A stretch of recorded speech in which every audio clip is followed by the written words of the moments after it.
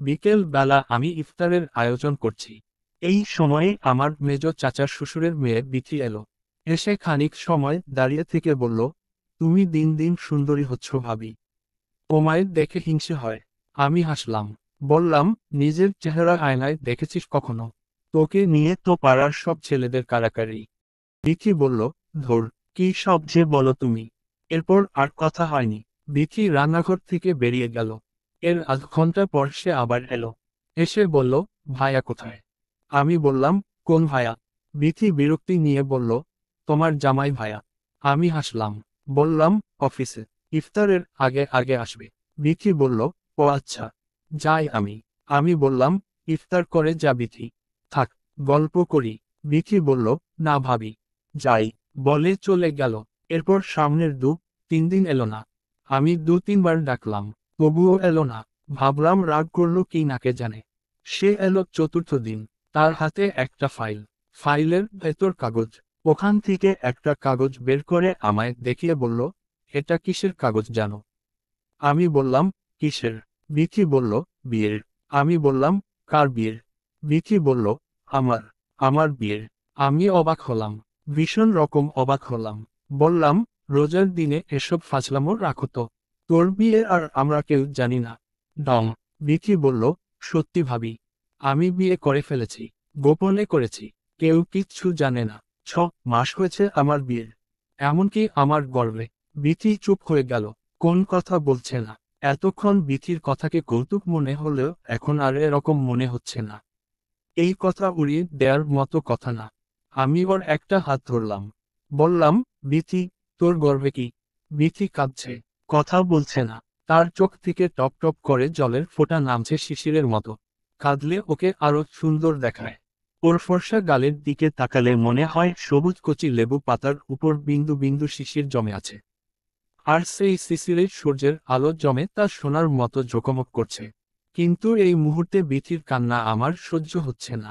কেন সহ্য হচ্ছে না বুঝতে পারছি না। বিথি কান্না থামিয়ে চোখ মুছতে মুছতে বলল, আমি কনসিভ করেছি ভাবি। 2 মাস হয়েছে। শুনে শরীর আমার থরথর করে কাঁপতে শুরু করলো। এসব কি বলছে বিথি? কেউ কিচ্ছু জানে না। সে গোপনে কবে কাকে বিয়ে করলো। আবার বলছে 2 মাস হয়েছে কনসিভ করেছে। আমি বললাম, বিথি, কাকে বিয়ে করেছিস তুই? কিভাবে কি? বিথি কাগজটা আমার হাতে দিল। বলল, তুমি দেখো, নিজের চোখে দেখো। আমি কিছু বলতে পারবো না তোমায়। আমি কাগজ হাতে নিয়ে যখন বরের নাম পড়লাম এবং বরের পিতার নাম পড়লাম তখন মনে হলো আমার পায়ের নিচ থেকে মাটি সরে যাচ্ছে। মনে হয়েছিল আমি সাগরের অতই জলে নিমজ্জিত হয়ে যাচ্ছি। আমি পাগলের মতো এলোমেলো হয়ে বিথির দিকে তাকালাম। বললাম, বিথি, এসব কি? কি এসব? রাগে অগ্নিশর্মা হয়ে উঠে কথাটা বললাম। বিথি নিচের দিকে তাকিয়ে বলল, ভাবি, আমি কি করব এখন? মা শুনলে গলা টিপে মেরে ফেলবে আমায়। কাউকে কিছু বলতে পারছি না। আমি কিছুই বুঝতে পারছি না। সে আমার স্বামীকে বিয়ে করেছে গোপনে। গর্ভে তার বাচ্চাও ধারণ করেছে। এখন এসে আমার কাছে বলছে, আমি যেন এর সমাধান বের করে দিই। এমন দৃশ্য দেখার আগে আমার মরে যাওয়া উচিত ছিল। আমি বললাম, বিথি, আমার চোখের সামনে থেকে চলে যাবন। আমার মাথা খারাপ হয়ে যাচ্ছে। খুন টুন করে ফেলবো কিন্তু। বিথি বলল, কাগজটা দেও। আমি কাগজ ছিঁড়ে টুকরো টুকরো করে ফেললাম। তারপর বললাম, এখন নিয়ে যা কাগজ হারামজাদি। বিথি কিছু বলল না। চুপচাপ চলে গেল। অদ্ভুত বিষয় হলো সেদিন আর অফিস থেকে আমার স্বামী আহাদ বাসায় ফিরল না। তাকে ফোন করেও পাওয়া গেল না। ফোন বন্ধ করে রেখেছে। আমার শাশুড়ি তার মেয়ের বাড়ি বেড়াতে গিয়েছেন। তাকে ফোন করে সব বললাম। তিনি বললেন, কাল সকালের মধ্যে বাড়ি আসবেন তিনি। আমি যেন চুপচাপ থাকি। যা করার তিনি এসে করবেন। কিন্তু আমি বুঝতে পারছি না করবেন না তা কি তিনি এসে, কিংবা আমি নিজেই কি করব। শুধু বিয়ে করেনি বিথি, তার পেটে আহাদের বাচ্চাও আছে। এটা কি বললেই সমাধান হয়ে যাবে? সমাধান হবার মতো বিষয়। শেষমেশ এই ঘরে টিকে থাকলে বিথি টিকবে। আমার বিয়ের 4 বছর হয়েছে। এর মধ্যে আমি কনসিভ করতে চাইলেও আহাদের জন্য পারিনি। আহাদ সব সময় একই কথা বলেছে, এখন না, চাকরি বাকরি করে কিছু ক্যাশ হোক, টাকা পয়সা জমা হোক, এরপর ওসবের চিন্তা করব। আমি তো বোকা, অত কিছু বুঝিনি। তার কথাকেই মেনে নিয়েছি। আচ্ছা, এটা কি আহাদ পরিকল্পনা করেই করেছে তাহলে? কেন করলো এমনটা সে? আহাদ কি তাহলে আগে থেকেই চাইতো আমি সরে পড়ি, আমি তার জীবন থেকে দূরে সরে যাই? আমি কিছু বুঝতে পারছি না। আমার মাথা খারাপ হয়ে যাচ্ছে। ইচ্ছে করছে গলায় ফস দেই, মরে যাই। বাবার কথা খুব মনে পড়ছে। তিনি অসুস্থ মানুষ। আজ এ অসুখ, কাল সে অসুখ। তিনি বড় শখ করে এই বিয়ে দিলেন। বললেন, ছেলের আচার আচরণ অতি মিষ্টি। ছেলের মাও মাটির মানুষ। কিন্তু বাবা যখন শুনবেন তার পছন্দের ছেলেই এমন একটা ভয়ঙ্কর কাজ করেছে গোপনে, তখন তিনি এটা কিভাবে মেনে নেবেন? আর আমারই বা কি হবে? বিয়ে কি একটা খেলার নাম? বিয়ে কি একটা পুতুল খেলা? সে রাতেই বিষয়টা আমার চাচি শাশুড়ি জেনে গেলেন। অদ্ভুত বিষয় হলো, তিনি এটা জানার পর নিজের মেয়েকে কোন রকম শাসন বারণ না করে বিথিকে নিয়ে সরাসরি আমাদের ঘরে চলে এলেন। এসে বললেন, এই মেয়ে আমি আর ঘরে নিব না। এই মেয়েকে আমি ত্যায্য করলাম। সে যাকে গোপনে বিয়ে করেছে, যার বাচ্চা পেটে ধারণ করেছে, সে তার ঘরেই থাকবে, তার খাবে, তার পড়বে। আমার কিছু বলার নাই এখানে। আমি রাগে উনাকে বললাম, আপনি মগের মুলুক পেয়েছেন নাকি? আপনার নষ্ট মেয়েকে এই ঘর থেকে নিয়ে যান বলছি। খবরদার চাচি, নয়তো ভেজাল হয়ে যাবে এই বলে দিলাম। বিথির মা এবার রেগে আগুন হয়ে উঠল। বলল, আমায় রাগ দেখাচ্ছ কেন? নিজের স্বামীরে তো ধরে রাখতে পারো নাই। তাছাড়া পুরুষ মানুষ একাধিক বিয়ে করেই। তোমার স্বামীও করেছে। কিছু বলার থাকলে, রাগ দেখাতে হলে নিজের স্বামীরে দেখাও গিয়ে। আর বিথিরে এই ঘর থেকে তুমি তারাবারকে। তুমি যেমন এই ঘরের বউ, বিথিও এই ঘরের বউ। সে ভেসে আসে নাই। বিয়ের সব কাগজপত্র আছে। এছাড়া তোমার চেয়ে তো বিথির অধিকার বেশি। কারণ বিথির পেটে আহাদের বাচ্চা। তোমার কি আছে শুনি? আমি উনার মুখের দিকে তাকিয়ে অবাক হলাম। মানুষের ন্যূনতম লজ্জাবোধ থাকা দরকার। উনার তা নাই। নিজের মেয়ে এত বড় নোংরা একটা কাজ করেছে, আর তিনি এসে গলা বড় বড় করে কথা বলছেন। ছি! বিথির মা মেয়েকে রেখে চলে গেল। কিন্তু বিথি এই ঘরে থাকবে তা আমার কিছুতেই সহ্য হচ্ছে না। আমি না, বাঙালি কোন মেয়েরই হয়তো এটা সহ্য হবে না। মেয়েরা তাদের ঘরে সতীন থাকবে এই কথা ভাবতেই পারে না। এর চেয়ে তো মরণ শান্তির। আমি বললাম, বিথি, ঝামেলা করিস না বোন। ভালোই ভালোই এখান থেকে চলে যা বলছি। দূর হয়ে যা প্লিজ, নয়তো গলা ধাক্কা দিয়ে এখান থেকে বের করে দিব। বিথি এতক্ষণ কথা না বললেও এবার কথা বলল। সবচেয়ে অবাক করার বিষয় হলো, এবার সে আমার নাম ধরে ডাকল। বলল, তুলি, তোমার কি মনে হয় তুমি বেশি বাড়াবাড়ি করছো না? আমি বললাম, আমি বাড়াবাড়ি করছি? আমার ঘরে এসে বলছিস আমি বাড়াবাড়ি করছি? বিথি বসা থেকে উঠে দাঁড়ালো। তারপর আমায় ধমকে উঠে বলল, চুপ করো বলছি। অনেক বকবক করেছ এতক্ষণ। অনেক হয়েছে। অনেক অনেক সহ্য করেছি তোমার গা জ্বালা কথা। এখন থেকে আর সহ্য করব না। এখন থেকে কোন কথা বললে ভেবে চিনতে বলবা। মুখ সামলে তারপর কথা বলবা। এই ঘর থেকে তুমি আমায় বের করে দেবার কে শুনি? গলা বেশি বড় করলে তোমায় আমি এ ঘর থেকে বের করে দিব। তখন দেখি কে আমায় কি বলে। এই কথা শোনার পর ওর গায়ে হাত তুলতে চেয়েছিলাম আমি। ইচ্ছে করেছিল এক চড়ে ওর সবগুলো দাঁত ফেলে দিতে। কিন্তু ততক্ষণে আহাদ ফোন করে আমায়। আমি রিসিভ করতেই সে বলে, বিথির সঙ্গে খারাপ ব্যবহার করো না। যা হবার হয়ে গেছে। এটা নিয়ে ঝগড়া ঝামেলা করে কোন লাভ হবে না। তুমি বরং তাকে শান্তভাবে মেনে নেও। আমি মায়ের সঙ্গে কথা বলে তোমার নামে বাজারের জায়গাটা দলিল করে দিব। কথা দিলাম। আমি চমকে উঠলাম। এই হলো আমার স্বামী আহাদের কথা। সে আমায় বাজারের জমির লোভ দেখায়। স্বামী ভাগ হয়ে গেলে আমি বাজারের জমি দিয়ে কি করব? আহাদ তার কথা শেষ করেই ফোন কেটে দিল। আমি কিছু বলতেও পারিনি। এই একটা রাত আমি কিভাবে কাটাবো বুঝতে পারছি না। ছটফট করছে ভেতরটা। মনে হচ্ছে গায়ে আগুন ধরে গিয়েছে আমার। বিথি বলল, তুলি, তুমি শান্ত আর চুপচাপ হয়ে থাকলে তোমার লাভ হবে। দুই সতীন মিলে সুখের সংসার করব। শান্তির জীবন হবে তোমার আর আমার। কিন্তু তুমি যদি ঝামেলা করো, কোন সমস্যা তৈরি করো, তবে আমি আমার আসল রূপ দেখাবো তুলি। আমার বিরুদ্ধে গিয়ে এই ঘর তুমি করতে পারবে না তুলি। তুলোর মতো ফু দিয়ে উড়িয়ে দিব তোমায়।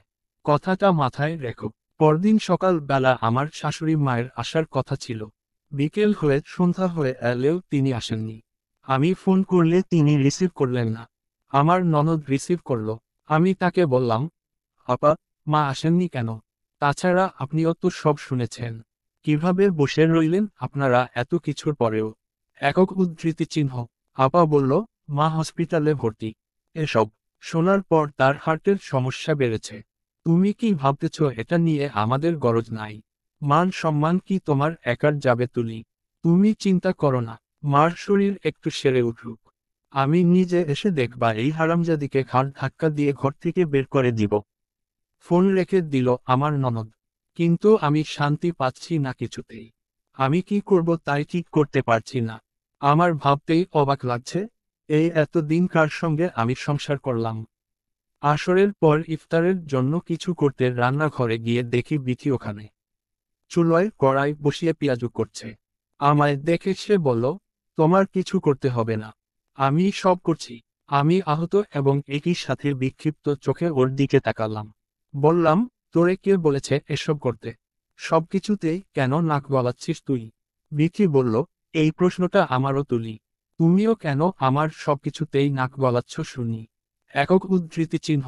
আমার এত রাগ লাগলো, রাগী গলায় ওকে বললাম, তুই আমার সঙ্গে তোর তুলনা দিস হারামজাদি? তোর সাহস এত বড় হয় কি করে? বিথি তাকে বলা কথাটা আমায় ফিরিয়ে দিল। বলল, তুমিও তো একটা বিরাট হারামজাদি। তোমার এত বড় সাহস হয় কি করে আমাকে তুচ্ছ তাচ্ছিল্য করে কথা বলবার? এর মধ্যে ওর মা এলো, বড় গামলায় করে ইফতারের নানান কিছু দিয়ে গেল এসে। আর মেয়েকে বলে গেল, দুজন মিলে খেয়ে নিস তোরা। আর আমায় বলল, শুনো মা, বিথি আর আহাদ না হয় একটা ভুল করে ফেলেছে, কিন্তু এটা ধরে রাখলে চলবে বলো? এসব নিয়ে ঝগড়াঝাটি করলে ক্ষতি তো তোমার বিথির তোমাদের দুজনেরই হবে। তাছাড়া আরেকটা জিনিস ভেবে দেখো, ওর পেটে আহাদের সন্তান। সন্তান না থাকলে আমি এই বিয়ের কথা গোপন রেখেই এটার শেষ বেশ করে ফেলতাম। তালাক নিয়ে তারপর বিথিরে অন্য জায়গায় বিয়ে দিয়ে দিতাম। কিন্তু এখন কি এসব সম্ভব বলো? তোমার বিবেক দিয়ে ভেবে দেখো তো। আমি রাগে কোন কথা বলতে পারলাম না। তিনি যাবার সময় বলে গেলেন, দুইজন মিলে বোনের মতো মিলেমিশে থাকবা। বিষয়টা মেনে নেও মা, তাইলে দেখবা মনে শান্তি পাইতেছ তুমি। বলে চলে গেল। বিথির মা চলে যাবার পর বিথিকে বললাম, বিথি, তুই যেমন খারাপ, তোর মাও তেমনই।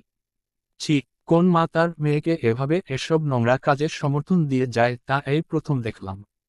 বিথি বলল, মাকে নিয়ে কথা বললে সাবধানে বলবা। আর শুনো, আজ আহাদ বাসায় আসবে। সে আয়শা আমার সঙ্গে এক ঘরে থাকবে। তখন দেখি তোমার এই রাগ কই যায়। হুহো, বলে সে আহাদকে সঙ্গে সঙ্গে ফোন করল। বলল, তুমি কি আজ বাসায় আসবা না? আহাদ সম্ভবত বলেছে আসবে। বিথি বলল, হ্যাঁ, সকাল সকাল এসে যেও। তারপর ফোন কেটে বিথি আমার দিকে তাকিয়ে মুচকি হাসল। হেসে বলল, গলা বড় করে কথা বলতেও অধিকার লাগে তুলি? তোমার তো সেই অধিকার নাই। তুমি ফোন দিয়ে দেখ তো তোমার কল রিসিভ করে কি না আহাদ। করবে না। তুমি বললেও সে বাসায় আসবে না। তোমার উপর তার টান নাই। মায়া কিংবা ভালোবাসা এসবের কিছুই নাই। আমার প্রতি সব আছে। আছে বলেই আমার কথায় সব করে সে। বসতে বললে বসে, উঠতে বললে উঠে। চিন্তা ভাবনা করে এখন থেকে আওয়াজ বড় করবা। আমি কোন কথাই বলতে পারলাম না। বিথির কথা ভুল না, সে ঠিকই বলেছে। এই যে আমি গলা বড় করে তার সঙ্গে কথা বলছি। এই যে আমি নিজের ঘর ঘর করছি। ঘর আসলে কি? একটা ছাদ, চারটে দেয়াল আর একটা দরজা। না, ঘর তো এরকম কিছু না। ঘর হয় মানুষ দিয়ে, মানুষের ছায়া মায়া দিয়ে। আমার ঘর তো ছিল আমার স্বামী আহাদ। সে কি আর আমার আছে? আমার থাকলে তো সে আমার কথাই বলতো, আমার গানই গাইতো। বিথির কাছে কি সে কখনো যেত? বিয়ে করতো বিথিকে। বিথির গর্ভে আজ তার বাচ্চা থাকতো। খুব কান্না পাচ্ছে আমার। বিছানায় পড়ে থেকে দীর্ঘ সময় ধরে কাঁদলাম। আজান হলে বিথি এসে প্লেটে করে ইফতার দিয়ে গেল। বলল, খেয়ে নাও।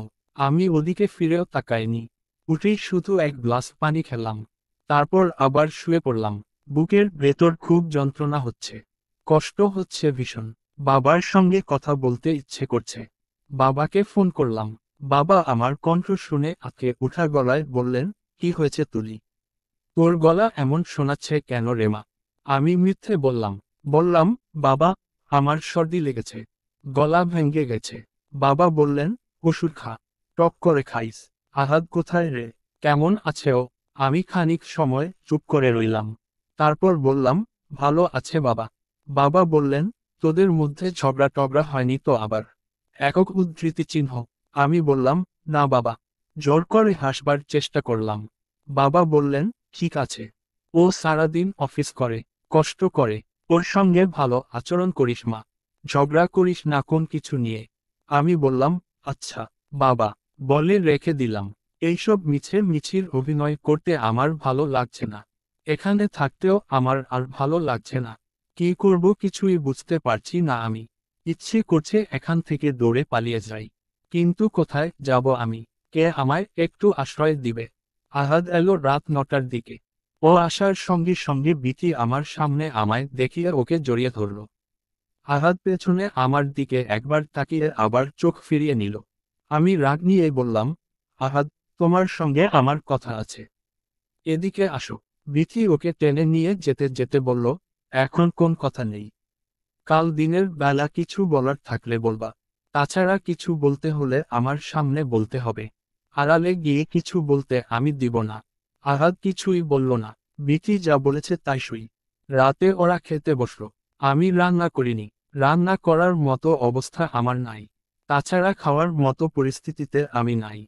ওদের খাবার শেষ হলে বিথি বলল, রান্নাঘরে হাঁড়িতে খাবার আছে, খেয়ে নিও। আমি শুধু একটা চাপা দীর্ঘশ্বাস ফেললাম।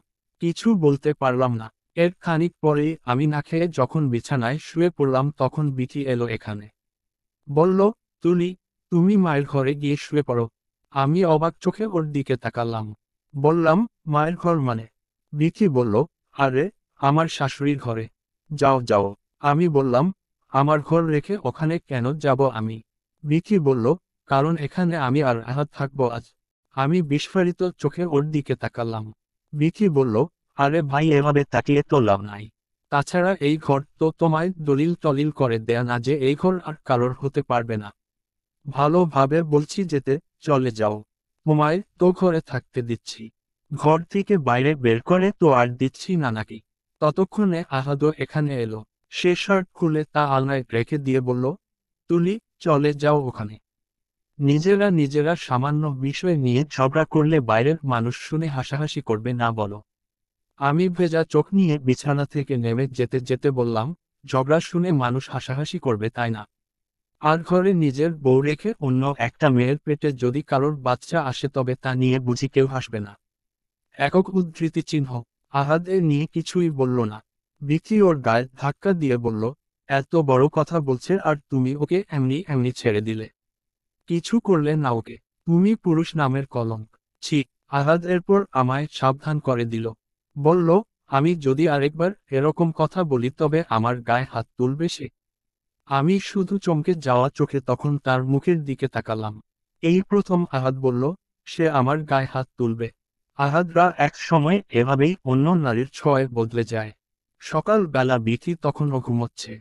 ওকে ঘুমে রেখেই চুপি চুপি আহাদ আমার কাছে এলো। এসে বলল, তুলি, তুমি তাকদিরে বিশ্বাস করো তো তাই না?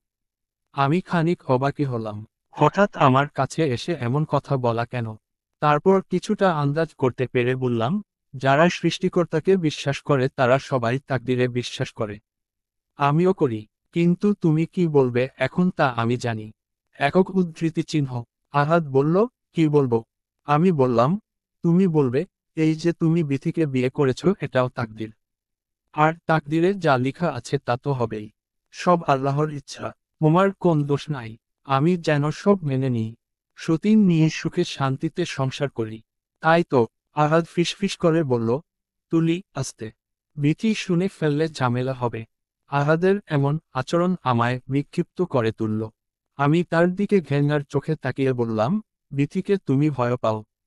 আমি এখন চিৎকার করে বলবো, বলবো, এটা বিয়ে হয়নি, নষ্টামি হয়েছে। তাছাড়া বিথির সামনে ওকে বলবো, ও একটা নষ্ট মেয়ে, নোংরা মেয়ে, ও একটা প্রস্টিটিউট। যে মেয়ে অন্য একটা মেয়ের সংসার নষ্ট করে দেয় সে কখনোই ভালো মেয়ে হতে পারে না। কখনোই না। আহাদ একটা হাত উপরে উঁচিয়ে তুলে বলল, খবরদার। আরেকবার ওকে ছোট করে কিছু বললে। কথা শেষ করতে পারেনি আহাদ। আমার মেজাজ খুব খারাপ হয়ে গিয়েছিল। আমি ওর উঁচিয়ে ধরা হাতটা খপ করে ধরে বললাম, এই শক্তিটা থাকবে না। আমি কি করতে পারি তা তুমি দেখবে আহাদ। কেঁদে কেটেও কুল পাবে না তুমি। আহাদ এখান থেকে চলে গেল। কথা বাড়ালো না। বিথির কাছে গিয়ে দেখলো বিথি এখনো ঘুমে কিনা।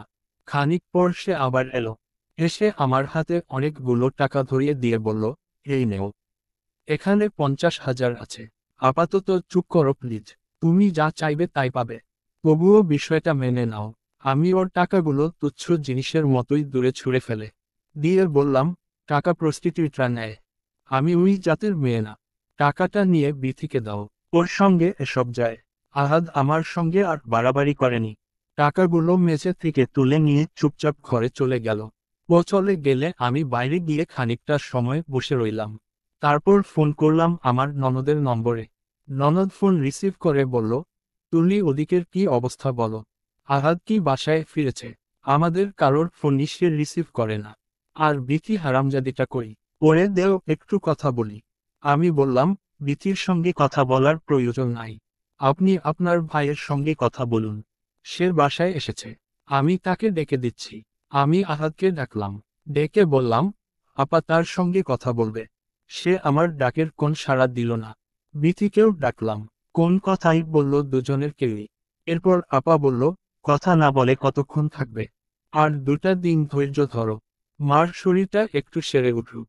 তখন এদের দুইটারেই কত ধানে কত চাল তা দেখিয়ে ছাড়ব।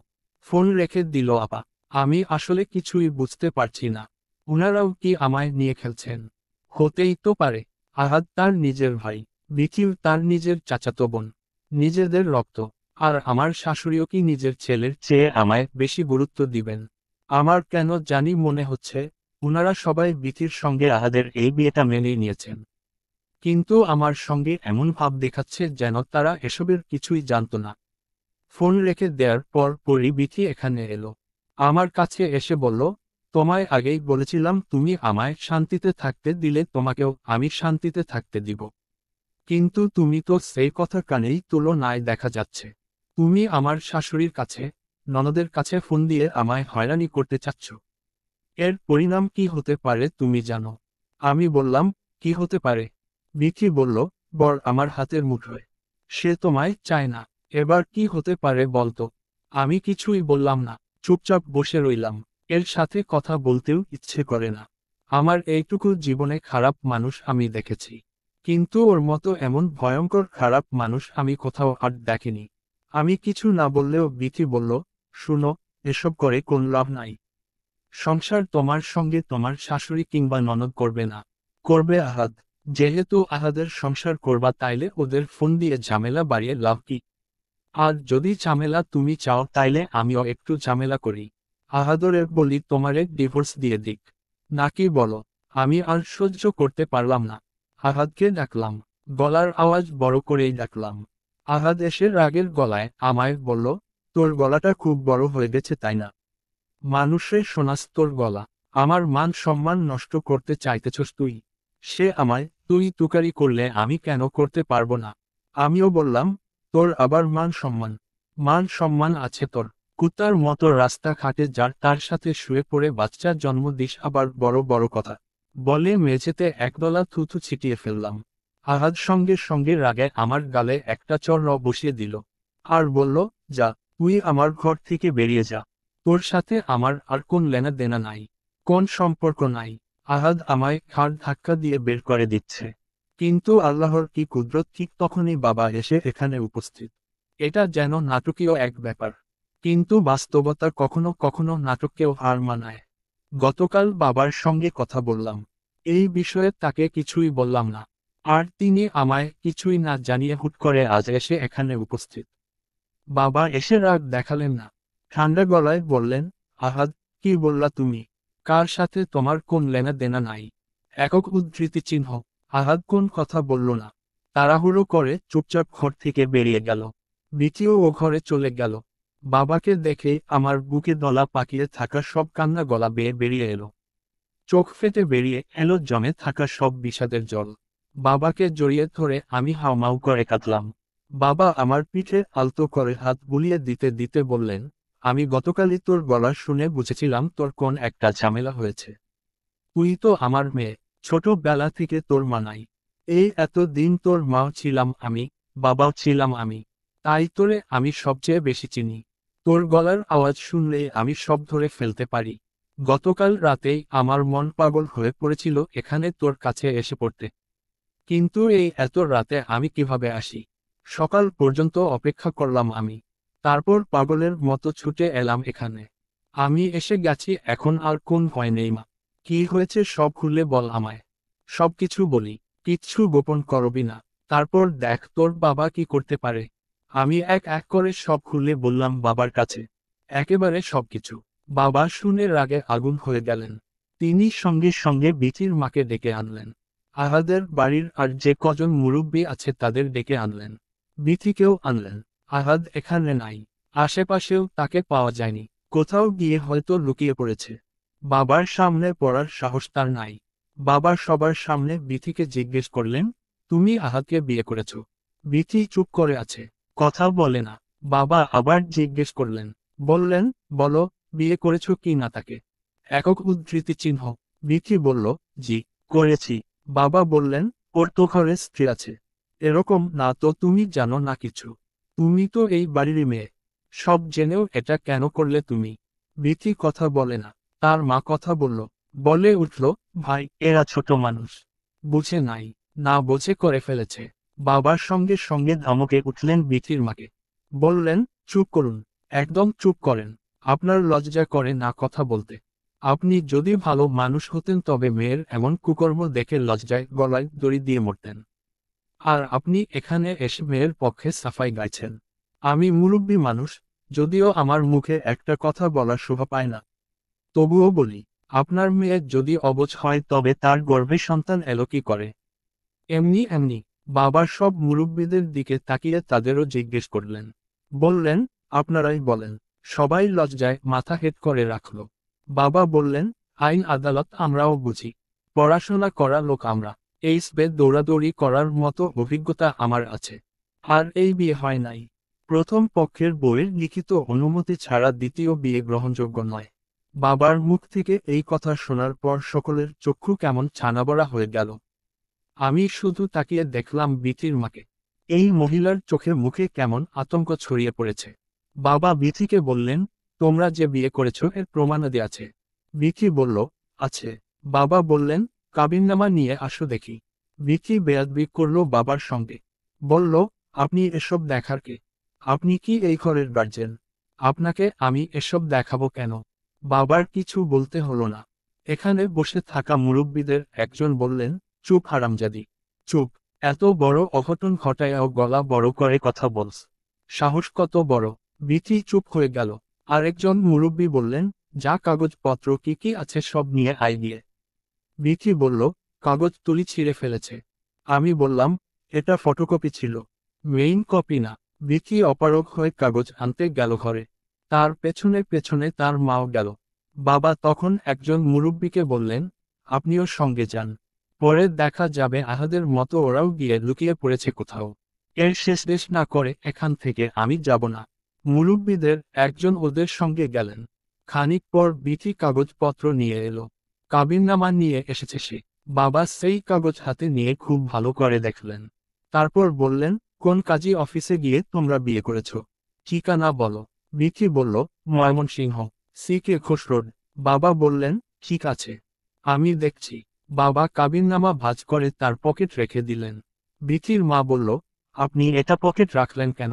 বাবা হাসলেন, বললেন, আমি তো মামলা করব। প্রথম পক্ষের স্ত্রীকে না জানিয়ে বিয়ে করা রাষ্ট্রীয়ভাবে বিরাট অপরাধ। আর দ্বিতীয় বিয়ে যে আহাদ করেছে এর প্রমাণ তো আদালতে পেশ করতে হবে। তাই প্রমাণটা আগে ভাগেই সংগ্রহ করে পকেট রেখে দিলাম। বিথির মা রেগে গেল প্রচণ্ড।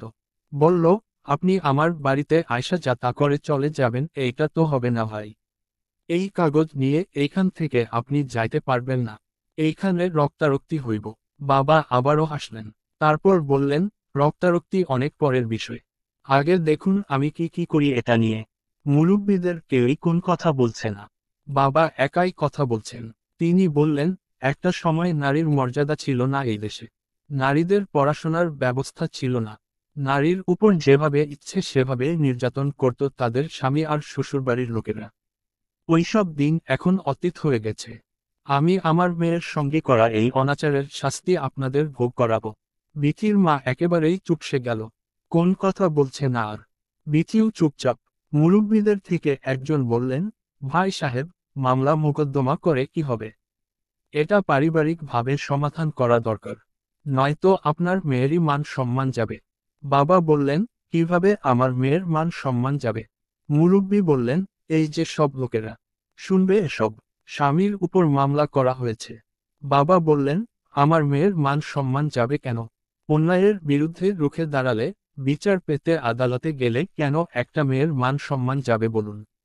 আপনাদের মতো মানুষদের জন্যই আজ সমাজের এই অবস্থা। এই আপনারাই কিন্তু ধর্ষিতা একটি মেয়েকেও চুপ করিয়ে দেন, বলেন মান সম্মান নষ্ট হবে। পারিবারিকভাবে এটা শেষ হয়ে গেলেই ভালো।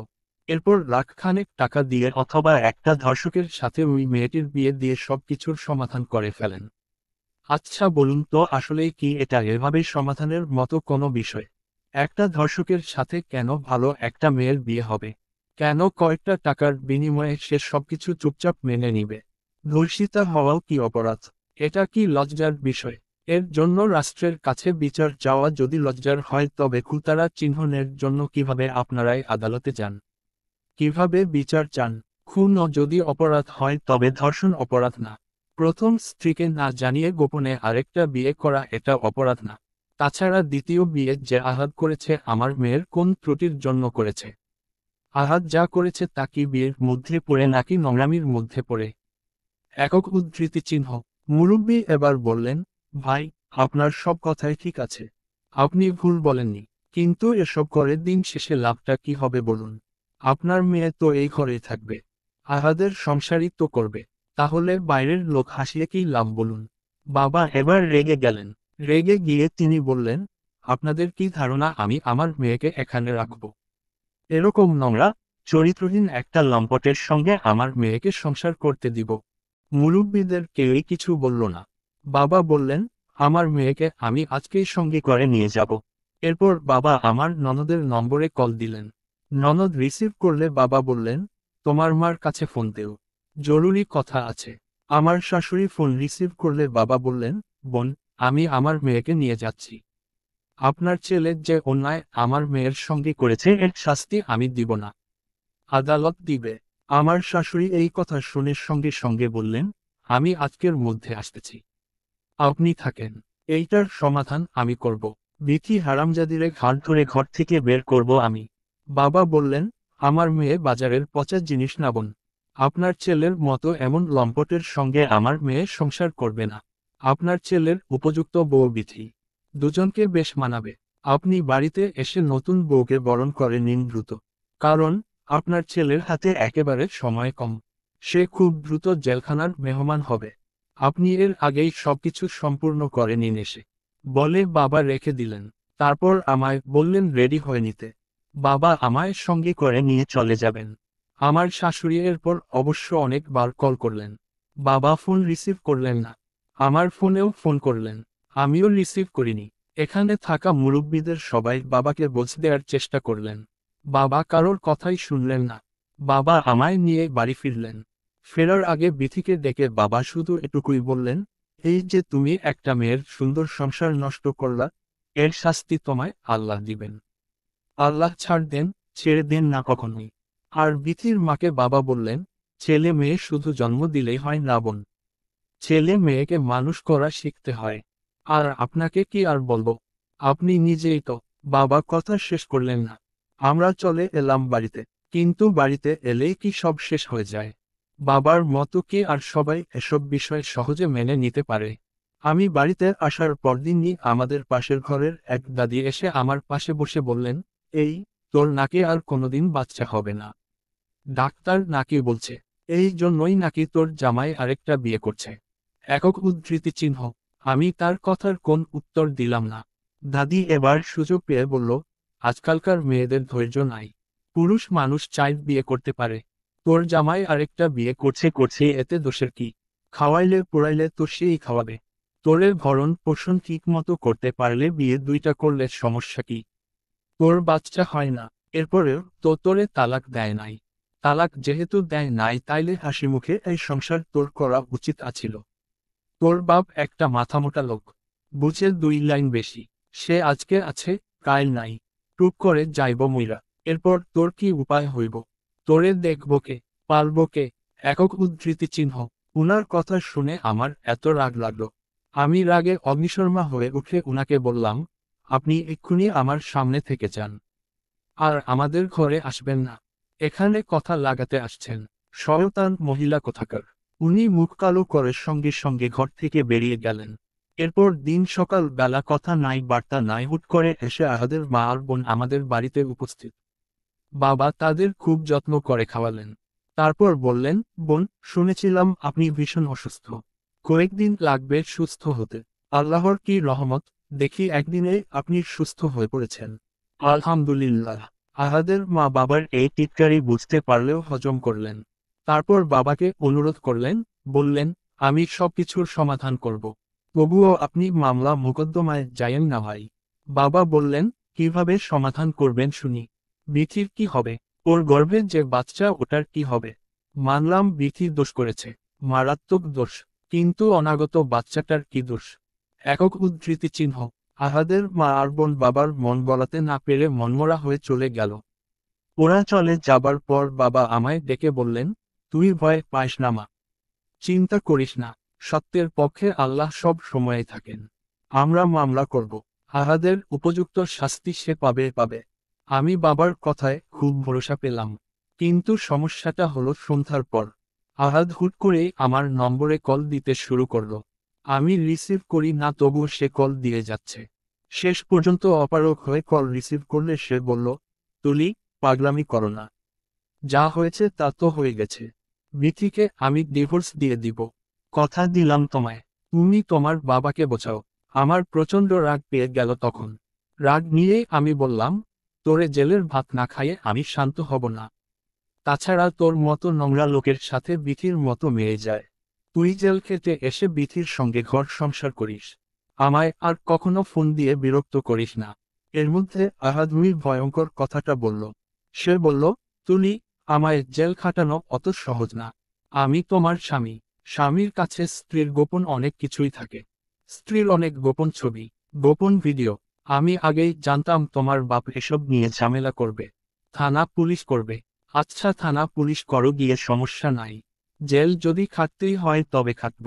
পুরুষ মানুষের জেল খাটা দোষের না, গর্বের। কিন্তু এর আগে জগতের সব লোকরে তোমার ওইসব ভিডিও দেখিয়ে নিব। এখন চিন্তা ভাবনা করে দেখো, জগতের সব লোকরে তোমার ওইসব দেখাতে দিবা নাকি মামলা মোকদ্দমা বাদ দিয়ে আয়সা আমার সংসার করবা। তোমার কাছে দুইটাই অপশন আছে। তোমারে আমি জোর করব না। তোমার যা ভালো মনে হয় ঠিক তাই করো, বলে আহাদ ফোন কেটে দিল। আহাদের কথা শুনে আমার মাথায় যেন আকাশ ভেঙে পড়ল। এসব কিভাবে একটা মানুষ করতে পারে? সে গোপনে দ্বিতীয় বিয়ে করেছে, কিন্তু আমি তার প্রথম স্ত্রী হিসেবে তা মেনে নিচ্ছি না। মেনে নিচ্ছি না বলে আমি তার ঘর থেকে এসে পড়েছি। এই জন্য কি সে আমার সঙ্গে এমন করবে? তাছাড়া ভিডিও তো আর আজ করেনি সে, অনেক আগেই করেছে। এর মানে সে কোনোদিনই ভালো মানুষ ছিল না। আগে থেকেই খারাপ লোক সে।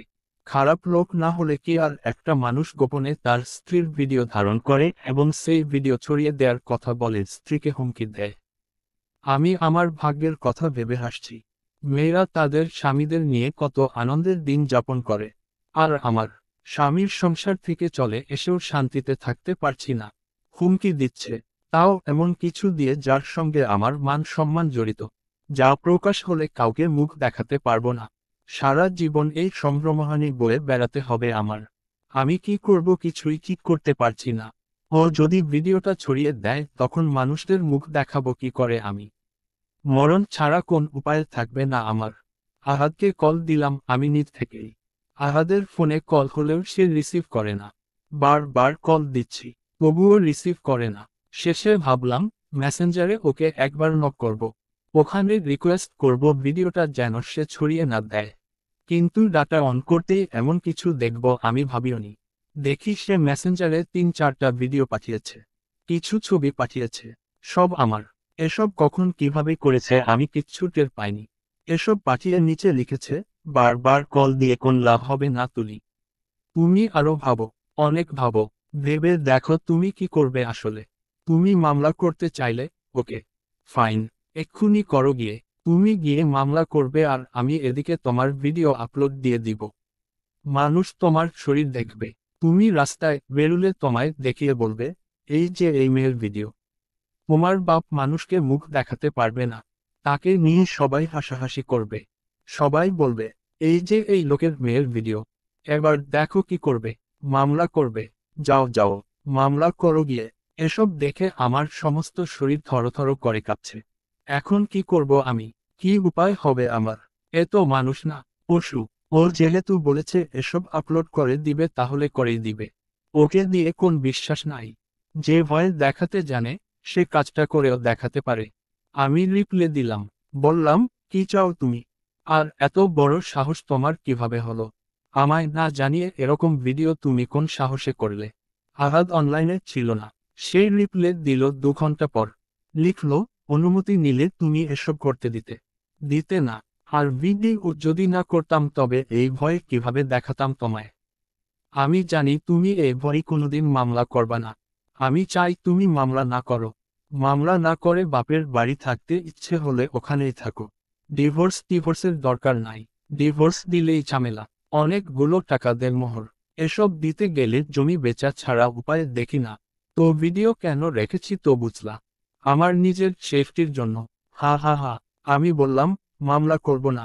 প্লিজ তবুও তুমি এসব ভিডিও পাবলিশ করো না। পা ধরি তোমার। ডিলিট করে দাও এগুলো। তুমি তো এখনো আমার স্বামী। মানুষ যদি এসব দেখে তবে লজ্জা কি আমার একার হবে বলো? একক উদ্ধৃতি চিহ্ন। আহাদ বলল, এই তো বুঝেছ। ঠিক লাইনেও এসেছ এতক্ষণে। মামলা না করলে কোন ভয় নেই। চিন্তা করো না। আমার উপর বিশ্বাস এবং ভরসা রেখো। সময় হলে আমি ডিলিট করে দিব। ভয়ের কিছু নেই।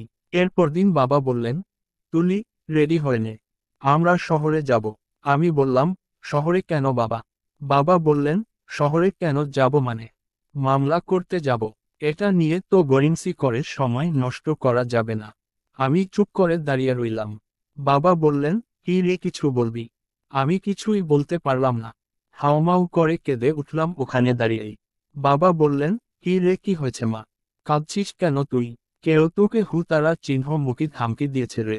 বাবা কিভাবে যেন আমার সব সমস্যার বিষয়ে আন্দাজ করে ফেলেন। বাবারা কেন যে এমন হনকে জানে। আমি বললাম, বাবা আমি কিছু বলতে পারবো না। আমি শহরেও যাব না। এসব বাদ দাও বাবা। মামলা মোকদ্দমায় যেতে হবে না আমাদের। বাবা বড় অবাক হলেন। তিনি তখন আর কিছুই বললেন না। আমায় কাছে টেনে নিয়ে আদর করে দিলেন শুধু। বললেন, আচ্ছা যাব না। এরপর তিনি বাজারে গেলেন। বাজার করে আনলেন। রাতে খাওয়া দাওয়া হলো। এরপর বাবা আমায় ডেকে তার পাশে বসিয়ে বললেন, কে ভয় দেখিয়েছে তোকে? আহাদ না তার মা, নাকি বিথি?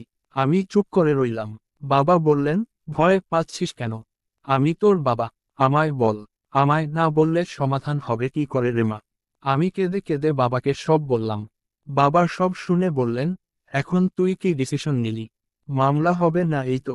আমি বললাম, জি বাবা। মামলা করলে ও ভিডিও ছেড়ে দিবে। তখন আমার মরণ ছাড়া কোন উপায় থাকবে না। বাবা বললেন, ও আমার পাগলি মেয়ে। তুই না এই যুগের মেয়ে, এই আধুনিক সময়ের মেয়ে। তোর চিন্তা ভাবনা এরকম সেকেলে ধাঁচের হলে কিভাবে হবে বলমা? ভিডিও ওকে করেছে, তুই না সে। আমি বললাম, সে। বাবা বললেন, চুরি করে গোপনে করেছে তাই তো? আমি বললাম, জি। বাবা বললেন, এখানে কি তোর বিন্দুমাত্র দোষ আছে? আমি বললাম, জি না বাবা। আমি কিছুই জানতাম না। বাবা বললেন, তাহলে এই ভিডিও পাবলিশ করে দিলে তুই মরবি কেন? ভিডিও সম্পর্কে তুই কিছু জানতেই না। আবার পাবলিশ তুই করতেছিস না। এখানে তোর কোন হাত নাই? তাহলে এখানে তো তোর দোষ নাই। দোষ হবে যে আপলোড করবে তার। তো তুই দোষ না করে মরে যাবি কেন? অন্য একটা মানুষের পাপের জন্য তুই কেন মরবি বল আমায়? একক উদ্ধৃতি চিহ্ন। আমি কিছু বললাম না, চুপ করে রইলাম। কিন্তু টের পেলাম ভেতরটা ভয়ে শুকিয়ে গেছে। বাবা আবার বললেন, তাছাড়া এমন তো না যে মামলা না করলেই সে ভিডিও কেটে দিবে। বিষয়টা এখানেই শেষ হয়ে যাবে। এটা কিন্তু এখানেই শেষ হবে না।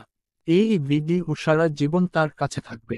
কদিন পর পর দেখবি নানা কারণে সে এই ভিডিও দিয়ে তোরে হুতারা চিহ্ন মুখে দিবে। নানান ফায়দা হাসিল করবে এটা দিয়ে তোর থেকে। তখন কি উপায় হবে? আমি চুপ হয়ে আছি। কেমন যেন নিঃশ্বাস বন্ধ হয়ে আসছে আমার। সাহসে কুলিয়ে উঠছে না, কিছুতেই মন স্থির করতে পারছি না। আসলে যার উপর এমন বিপদ নেমে আসে, যে এমন সমস্যায় পড়ে, সেই কেবল জানে তার নিজের পরিস্থিতি সম্পর্কে। বাইরের কেউ এসব অনুভব করতে পারবে না কোনোদিন। বাবা আমার আরো কাছে এসে বসলেন। তারপর মাথায় হাত বুলিয়ে দিতে দিতে বললেন, অপরাধীর হুমকির ভয়ে চুপ থাকাও কিন্তু অপরাধ মা। আজ যদি তুই ভয়ে চুপ থাকিস, মামলা না করিস, আহাদ তখন আরো কয়েক ধাপ এগিয়ে যাবে। দেখবি দুদিন পর আহাদের সাহসটা আরো বেড়ে যাবে। একটা অপরাধ করে সে সফল হয়ে নতুন আরো অনেকগুলো অপরাধ করবে, বড় বড় অপরাধ করবে। এই জন্য তুই দায়ী থাকবি মা। বিষাক্ত সাপ মাথা ভাসালে তার মাথা কেটে ফেলতে হয় সঙ্গে সঙ্গে। সাহস করে মাথা না কাটলে এক সময়ে এই সাপ কিন্তু এলাকার শুদ্ধ সব লোককেই দংশন করে দেয়। আহাদ একটা কালসাপ, সে সমাজের একটা বিষাক্ত কীট। তাকে বাড়তে দেয়া যাবে না। যে সঠিক মানুষ সে শুধু নিজের নিরাপত্তার কথা ভাবে না, তাকে সবার নিরাপত্তার কথা ভাবতে হবে। সবার মঙ্গলের কথাই ভাবতে হবে। তোর সাহস করতে হবে মা। তাছাড়া এসব তারা চিহ্ন মুখী ধামকি যে দিয়েছে এর প্রমাণ দেখাতে পারলে এর জন্য শক্ত মামলা হয়। ভয় দেখাচ্ছে দেখাক, যত ভয় দেখাবে তত শক্ত মামলা হবে, তত বেশি শাস্তি সে পাবে। আমি তখনও কিছু বললাম না। বাবা আমার এরকম চুপচাপ অবস্থা দেখে তিনি এটা নিয়ে বাড়াবাড়িও করলেন না। তিনি নিজেও চুপচাপ ঘর থেকে বেরিয়ে গেলেন। বিকেল বেলা আহাদ আবার কল করল। কল রিসিভ করলে সে বলল, তুলি, একটা কথা শুনো। এইসব ভিডিওর কথা বাদ দেই। চলো আমরা একটা সমাধানে যাই। তোমারে প্রতি মাসে আমি 10,000 করে আলাদাভাবে হাত খরচা দিব। বাজারের জমি চাও তাও দিব দলিল করে। মা রাজি এতে। মা বলেছে জমি তোমার নামে দলিল করে দিবে। ঘরের সব কিছুই থাকবে তোমার অধীনে। বিথি থাকবে তোমার দাসীর মতো। আর তুমি যদি বলো এই ঘরে বিথি থাকবে না তাহলে এটাই হবে। সে এই ঘরে থাকবে না। তোমার চোখের সামনেই পড়বে না। তোমার সঙ্গে কোনোদিন কোথাও বলবে না। সে থাকবে তাদের ঘরে। তার মতো করে সে বাঁচবে। প্লিজ তবুও আইন আদালত এই স্বেদ যেও না। বাবাকে তুমি বোঝ দাও। এইসব আইন আদালত করে কোন লাভ হবে বলো। আমি তার সঙ্গে মোটেও বাড়াবাড়ি করলাম না। রাগ দেখালাম না। শুধু বললাম, আমি চিন্তা ভাবনা করে পরে জানাবো। এখন রাখো। আহাদ ফোন রাখলো। আমি তখন বুঝতে পারলাম, আহাদ ভয় পাচ্ছে। আসলে পাপিষ্ঠরা যত শক্তিশালী হোক না কেন, তাদের ভেতরে সব সময়ই একটা আতঙ্ক ছড়িয়ে থাকে। পাপিষ্ঠরা সব সময়ই অশান্তিতে থাকে। এর খানিক পরেই আমার শাশুড়ি ফোন করে আমার সঙ্গে কান্নাকাটি করলেন। বললেন, তুমি তো আমার নিজের মেয়ের মতোই মা। আমার মেয়ের থেকে তোমারে কোনোদিন আলাদা চোখে আমি দেখি নাই। তোমার কাছে তোমার এই মায়ের আকুল আবেদন, তুমি মামলা মোকদ্দমা কইরো না। তুমি যা চাও তাই পাবে মা। আমি তোমার নামে বাজারের জমির অর্ধেকটা দলিল করে দিব। এখন চাইলে এখনই। তবুও এইসব ঝামেলায় তুমি যেও না। উনার কথা শুনে আমার মেজাজ এত খারাপ হলো। আমায় লোভ দেখাচ্ছে। জমির লোভ, টাকার লোভ। এই জমি আর মাসে মাসে টাকা দিয়ে আমার কি লাভ হবে? জমি বা টাকাই কি সব? আমার সঙ্গে যে অনাচার হয়েছে তা কি আমি এসব দিয়ে থাকতে পারবো? পারবো না। কিছু মানুষ লোভী হয়। অর্থের বিনিময়ে নিজেকে তারা বিকিয়ে দেয়। চুপচাপ সব হজম করে। কিন্তু আমি তো এমন লোক না। আমি মুখ বুজে সব সহ্য করতে পারবো না। অন্যায় আমি কখনোই মাথা পেতে নিব না। আমি আমার প্রতি করা অনাচারের বিরুদ্ধে লড়বই। পুরুষ হয়েছে বলে যে নারীর উপর জুলুম করার অধিকার তার নাই তা আমি তাকে শিখিয়ে দিব। আর এই জন্য আমার ভিডিও আপলোড দিলে দিয়ে দেখছে। লোকে আমায় কি বলবে, কি ভাববে তা লোকের বিষয়। আমি তো জানি আমি সৎ। যার হৃদয়ে কোনো নোংরামি নাই তার ভয় পাওয়ার কিছু নাই। আমি যদি ভালো মানুষ হয়, পাপ না করি তবে লোকের কথায় আমার কি যায় আসে। রাতে বাবাকে খাবার দেওয়ার সময় তার কাছে বসে আমি কথাটা বললাম। বললাম, বাবা, আগামীকাল আমরা শহরে যাব। গিয়ে মামলাটা করব। কোন অপশক্তি এর থেকে আমায় আটকে রাখতে পারবে না। একক উদ্ধৃতি চিহ্ন। বাবা কি যে খুশি হলেন আমার এই সাহস দেখে। তিনি আমায় জড়িয়ে ধরে বললেন, তুলি, মানুষ খুশি হয় তার সন্তানের ভালো চাকরি হলে, গাড়ি বাড়ি কিনলে। সন্তান এসব ঘুষের টাকায় কিনলো নাকি ডাকাতি করে কিনলো তা জানতে চায় না কখনোই তারা। ছেলের উন্নতি হচ্ছে এতেই তারা খুশিতে গদগদ হয়ে পড়েন, আনন্দিত হন। কিন্তু আমি আর 10টা বাবার মতো না রে তুলি। তোর সংসার ভেঙেছে এই জন্য আমি কষ্ট পেয়েছি। বুকে আঘাত পেয়েছি, কিন্তু তুই যে অর্থ সম্পদের লোভে পড়ে কিংবা লজ্জায় তোর সঙ্গে অপরাধ হচ্ছে জেনেও চুপ থাকিসনি, মুখ বুজে সেসব অন্যায় মেনে নিসনি। এর চেয়ে বড় আনন্দ আমার হতে পারে না মা। সফলতার বিভিন্ন ধরন আছে। আমার মেয়ে সৎ, আমার মেয়ে তার অধিকার নিয়ে জাগ্রত, আমার মেয়ে নারী বলেই পিছিয়ে থাকাতে বিশ্বাসী না, আমার মেয়ে তার সঙ্গে করা অন্যায়ের বিরুদ্ধে রুখে দাঁড়াতে অগ্রগামী। আমার সফলতা এখানেই। মারে, তোর জন্য আজ গর্বে আমার বুকটা ফেটে যাচ্ছে। বাবা কেঁদে ফেললেন। আমি অবাক হলাম। বাবারাও বুঝি এমন মিষ্টি হয়, এমন আদর্শবান হয়। আহা বাবা, আমার পরম সত্য সুন্দর বাবা। চোখ দুটো জলে ভরে উঠল আমার। পরদিন বাবাকে নিয়ে শহরে যাবার সময় ভয়াবহ ঘটনাটা ঘটল। আমরা তখনও মাঝ রাস্তায়। হঠাৎ আমার ফোনে আহাদ ফোন করল। ফোন রিসিভ করলাম না আমি। এরপর বাবার ফোনে কল করল। বাবার সঙ্গে সঙ্গে ফোন রিসিভ করলেন। বাবা ফোন রিসিভ করতেই আহাদ বলল, আপনার আর আপনার মেয়ের দেখি বিরাট কলিজা, প্রচুর সাহস, আপনাদের দেখি মান সম্মানের কোন ভয় ডর নাই। বাবা বললেন, কি বলতে চাও তুমি স্পষ্ট করে বলো। আহাদ বলল, আমি গোপন মারফতে খবর পাইলাম আপনারা থানা পুলিশ করতে যাইতেছেন, আমার উপর মামলা করবেন। আচ্ছা যান যান, আপনাদের মান সম্মানের ভয় না থাকলে আমার কি, আমারে খোঁজাখুঁজি করে পুলিশ জীবনেও পাবে না, কিন্তু আপনার মেয়ের ইজ্জত এখানেই শেষ হবে। গলায় দতারা চিহ্ন হৃদয় ছাড়া তার আর কোন গতি থাকবে না। আপনি বাপ নামের কলঙ্ক। নিজের মেয়ের মানের চেয়ে আপনার শরীরের গরম বেশি, জেদ বেশি। মামলা করে কার কি ছিঁড়ে ফেলবেন তা দেখবনি। সময় আছে, এখনো ভেবে দেখেন। বুঝলে আপনার লাভ, আপনার মেয়ের লাভ, না বুঝলে আমার কিছুই না। আপনার মেয়ের ক্ষতি, আপনার ক্ষতি। বাবার শরীর রাগে থরথর করে কাঁপছে। বাবা ধমকের গলায় বললেন, তোর যা ইচ্ছে কর কুকুর, আমি বা আমার মেয়ে এসব ভয় পাই না। তোর এসব কুকর্মের ফল তুই পাবি একদিন। তোরে জনমের শিক্ষা দিয়ে ছাড়ব দেখিস। আহাদ বলল, আচ্ছা দেখি তাইলে কে কারে শিক্ষা দেয়। বলে ফোন কেটে দিল। এর খানিক পরে আবার ফোন করল সে বাবাকে। তারপর বলল, আপনার মেয়ের ইজ্জত শেষ করে দিছি। এখন দেখি আপনি আমারে কেমনে শিক্ষা দেন। দেখি আপনার পুলিশ বাপেরা আমার কি ছিঁড়ে আসা। বাবা কথা বলার আর শক্তি পেলেন না। আমরা সিএনজিতে বসেছিলাম। এখানে বসেই বাবার শরীর প্রচণ্ড খারাপ হয়ে গেল। বাবার হাতে যে ফোন ছিল সেই ফোন নিচে পড়ে গেল। আমি ড্রাইভারকে বললাম, গাড়িটা থামান ভাই, একটু থামান। ড্রাইভার গাড়ি থামালে বোতল থেকে পানি ঢেলে বাবার চোখে মুখে ছিটিয়ে দিলাম। তারপর বাবা কিছুটা ধাতস্থ হলে আমি বাবাকে বললাম, ভিডিও ছড়িয়ে দিয়েছে তাই না বাবা? বাবা কেঁদে ফেললেন হাউমাউ করে। বললেন, শেষ করে দিচ্ছে সব মা। ও মানুষ না, ও একটা পশু। আমি বাবার হাতটা শক্ত করে ধরলাম। তারপর বললাম, বাবা, ভিডিওগুলো আমার ঠিক আছে, কিন্তু এখানে তো আমার কোন হাত নাই। আমি কিছুই জানি না এসবের। সুতরাং আমার এ নিয়ে দুঃখ বা অনুশোচনার কিছুই নাই, লজ্জারও কিছু নাই। কে কি বলবে বা কে কি ভাববে তাতে আমার কিছুই যায় আসে না। তুমি চিন্তিত হইও না বাবা, তুমিই তো বলেছ, আহাদ যত বড় অপরাধ করবে তার শাস্তি তত বেশি হবে। আহাদ খারাপ মানুষ। আল্লাহ হয়তো তার বড় অপরাধের মাধ্যমে তাকে বড় একটা শাস্তি দিতে চেয়েছেন, তাই এটা হয়েছে।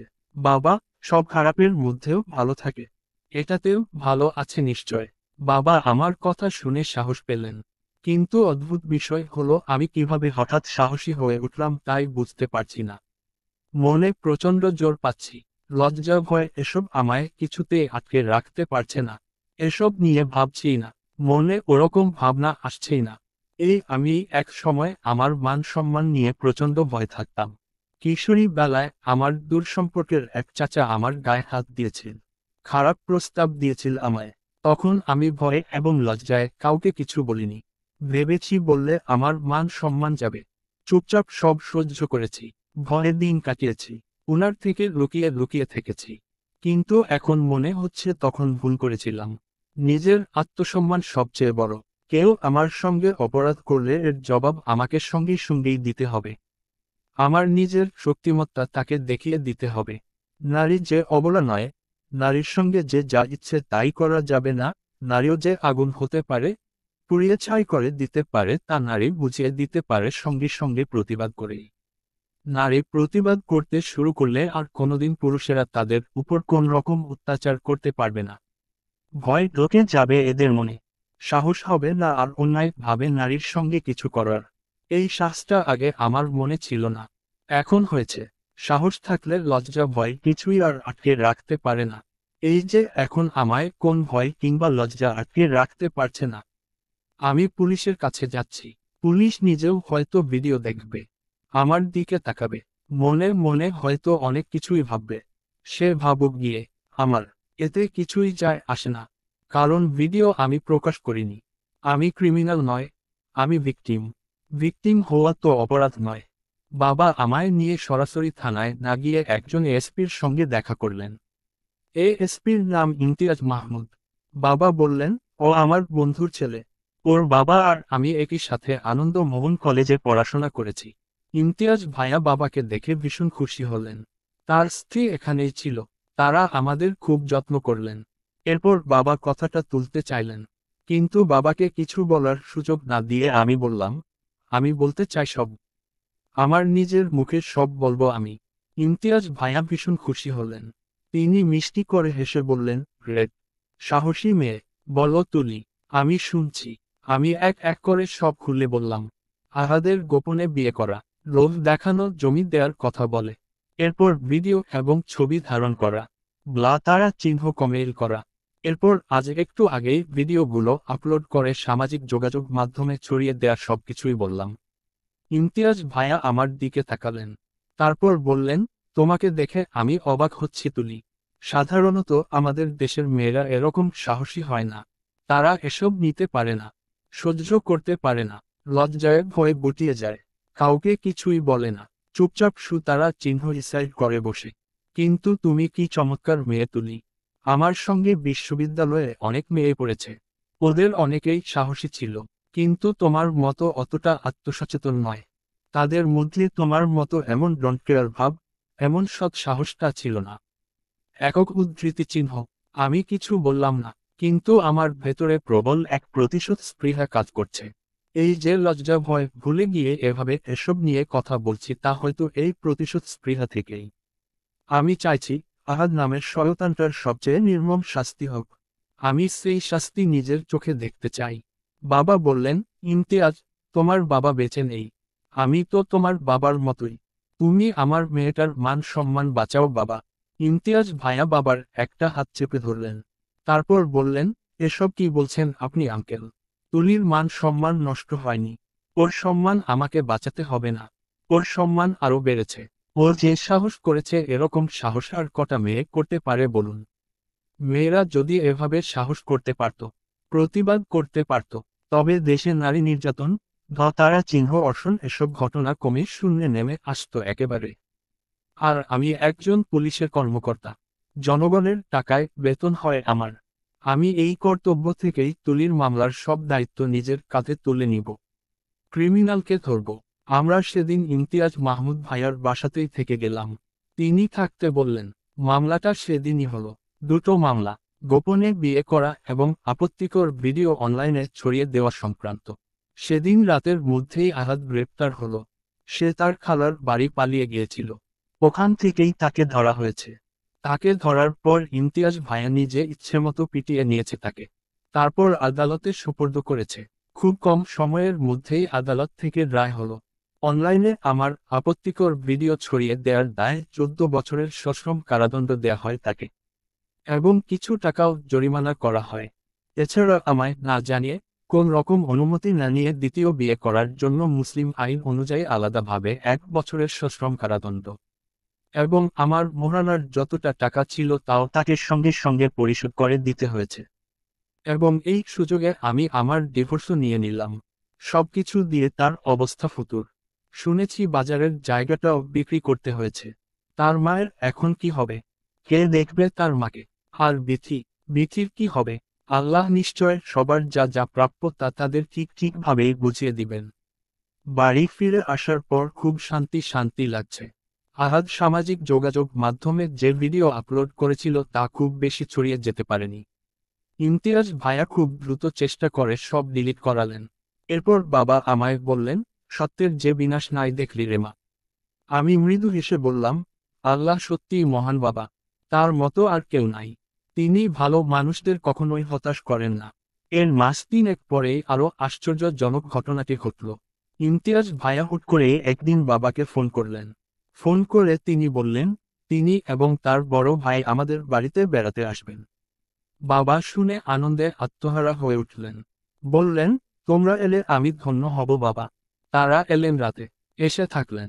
পরদিন সকাল বেলা ইমতিয়াজ ভাইয়া বাবাকে বললেন, তার সঙ্গে যে তার বড় ভাই এসেছেন তার নাম আরিফ মাহমুদ। তিনি সরকারি হাইস্কুলের সরকারি শিক্ষক। তার 3 বছরের একটা মেয়ে আছে। স্ত্রী মারা গিয়েছেন 1 বছর আগে। ক্যান্সার হয়েছিল। ইমতিয়াজ ভাই তার ভাইয়ের বৃত্তান্ত বলে তারপর বাবার কাছে একটা অনুরোধ করলেন। বললেন, আমি আসলে ভাইয়ার জন্য তুলিকে চাইতে এসেছি। আমি চাই আমাদের দুই পরিবারের সম্পর্কটা আরও গাঢ় হোক, আরও সুন্দর হোক। আপনার যদি কোন অমত না থাকে আর তুলির যদি অপছন্দ না হয় তবেই কেবল এটা হবে। আমি কখনোই জোর করব না আঙ্কেল। একক উদ্ধৃতি চিহ্ন। বাবা বললেন, তোমাদের পরিবার আমার চেনা। আরিফ খুব ভালো ছেলে। তার মধ্যে তোমার বাবার ছায়া আছে। সে তার গত হওয়া স্ত্রীকে বাঁচিয়ে তুলতে কত চেষ্টা করেছে তা আমি জানি। আমার এই বিয়েতে কোন অমত নাই বাবা। আমি জানি তুলির জন্য আরিফ উপযুক্ত ছেলে হবে। আমি তুলির সঙ্গে কথা বলবো। তুলি বুদ্ধিমতী মেয়ে। আমি আশা করি সে অমত করবে না। ইমতিয়াজ ভাইয়ারা চলে যাবার পর বাবা আমার সঙ্গে এই বিষয়ে কথা বললেন। আমি বললাম, তোমার পছন্দ হয়েছে বাবা? বাবা বললেন, হয়েছে। আহাদের অতীত আমি জানতাম না। ওকে শুধু দেখেই পছন্দ করেছিলাম। কিন্তু আরিফকে আমি শৈশব থেকেই চিনি। ও বড় ভালো ছেলেরে মা। ওর সম্পর্কে আমি সব জানি। আমি বললাম, আলহামদুলিল্লাহ। বাবা আমার এতে অমত নাই। আমি রাজি। যে ছেলে আমার সবকিছু জেনে আমায় বিয়ে করতে রাজি হয়েছে সে অবশ্যই বড় মনের মানুষ। তার মন নিশ্চয়ই কলুষিত না। আমি খুশি মনে এটা কবুল করলাম বাবা। এর 15 দিন পর আরিফের সঙ্গে আমার বিয়ে হয়ে গেল। বিয়ের পর বুঝতে পারলাম কি ভালো যে আরিফের পরিবারের মানুষগুলো। আরিফের 3 বছরের মেয়েটির নাম ভুবন। সে একেবারে ফুটফুটে সুন্দর, মিষ্টি মিষ্টি কথা বলে। কদিনেই ও আমার নাওটা হয়ে গিয়েছে। মা ছাড়া আর কিছুই বুঝে না। সব সময় আমার কাছেই থাকবে। মা ছাড়া তার চলবে না। মজার বিষয় হলো বাইরের কেউ আমাদের মা মেয়েকে একসঙ্গে দেখলে বলে, মায়ের চেহারা পেয়েছে একেবারে। অবিকল ফটোকপি। কি অদ্ভুত কাণ্ড! আল্লাহর কি অপার রহস্য! তার লীলা বোঝা বড়ই দায়। মানুষ সাধারণত বলে, সৎ মায়েরা সৎ সন্তানকে সহ্য করতে পারে না, দুচোখে দেখতে পারে না। আমি নিজেও দেখেছি এমন। কিন্তু আমার ক্ষেত্রে তো মোটেও এমন হয়নি। এই মেয়েকে তো কখনোই আমার পরের মেয়ে মনে হয় না। মেয়ে যখন আমায় মা বলে ডাকে, যখন আমায় জড়িয়ে ধরে তখন আমার কেবল মনে হয়, এ তো আমার নিজের মেয়ে। আমার 7 রাজার ধন। এক জীবন পূর্ণ করে একে আমি পেয়েছি আমার নিজের করে। মেয়ে আর মেয়ের বাবাকে নিয়ে আমার জীবন খুব সুন্দর কাটছে। আমাদের ছোট্ট একটা ঘর, ছিমছাম গোছানো। আমাদের ছোট্ট এই ঘর সংসার ভর্তি ভালোবাসা আর ভালোবাসা। আরিফের সঙ্গে আমার বিয়ের 2 বছর কিভাবে কেটে গেল তা টেরই পাইনি। আনন্দের সময়গুলো এরকমই দ্রুত কেটে যেতে থাকে। এর মধ্যে মেয়ে বড় হয়েছে। তার বয়স হয়েছে 5। তাকে কেজিতে ভর্তি করিয়েছি। একদিন মেয়ের স্কুল ছুটির পর স্কুল থেকে তাকে রিকশা করে নিয়ে আসার সময় হুট করে চোখ গেল রাস্তার পাশে। একটা মহিলা দাঁড়িয়ে আছে। আমার পরিচিত। আরও কাছে গেলে চিনতে পারলাম, এটা আহাদের বোন। তাকে দেখে রিকশা থামিয়ে কাছে গেলাম। আমায় দেখে তিনি কেঁদে ফেললেন। বললেন, তার মা ঘরে পড়া। তার বাসাতেই থাকে। সারা বছর অসুখ থাকে। আমি উনার জন্য দুঃখ প্রকাশ করলাম। বললাম, আল্লাহ সুস্থ করে দিন। তারপর খুব আগ্রহ নিয়ে আমি তার কাছে বিথির বিষয়ে জানতে চাইলাম। আহাদের বোন তখন বলল, তুমি কি শুনোনি বিথির সম্পর্কে কিছু? আমি বললাম, জি না। আমি কিভাবে জানব? তিনি বললেন, আহাদ জেলে যাবার পর বিথি তার গর্ভ নষ্ট করার জন্য কি জানি ওষুধ খাইল। সে চাইছিল, বাচ্চা নষ্ট করে আবার বিয়ে করবে। আহাদের ছাড়া পাওয়ার জন্য তো আর সে অপেক্ষা করবে না। নতুন বিয়ে করলে বাচ্চা থাকলে ঝামেলা। আগে আরেকটা বিয়ে হয়েছে এটা পাত্রপক্ষ শুনলে ঝামেলা। তাই সে বাচ্চা নষ্ট করার জন্য ডাক্তারের পরামর্শ না নিয়েই কার থেকে যেন ওষুধের নাম জেনে নিজে নিজে ওষুধ খাইল। ওষুধ খাওয়ার পর তার শরীর খারাপ হয়ে গেল। একটানা রক্তক্ষরণ হতে থাকলো। বিষয়টা গোপন রাখতে চেয়ে ঝামেলাটা বাড়ল। রক্তক্ষরণের কথা সে কাউকেই বলেনি। হাসপাতালেও যায়নি। দুদিন পর যখন তার মা সব জানল ততক্ষণে যা হবার তা হয়ে গেছে। হাসপাতালের নিয়ে যাবার পর পরই তার মৃত্যু হয়েছে। তার মা এখন বাপের বাড়ি চলে গেছে। আমাদের বাড়ির দুই পরিবারের দুই ভিটা এখন শূন্য পড়ে আছে। আমি শুনে স্তব্ধ হয়ে গেলাম। খানিক সময় আকাশের দিকে তাকিয়ে রইলাম। তারপর মনে মনে বললাম, পৃথিবীতে কেউ কারোর ক্ষতি করে সুখে থাকতে পারে না। একদিন না একদিন আল্লাহ তাকে ঠিকই তার প্রাপ্য বুঝিয়ে দেন।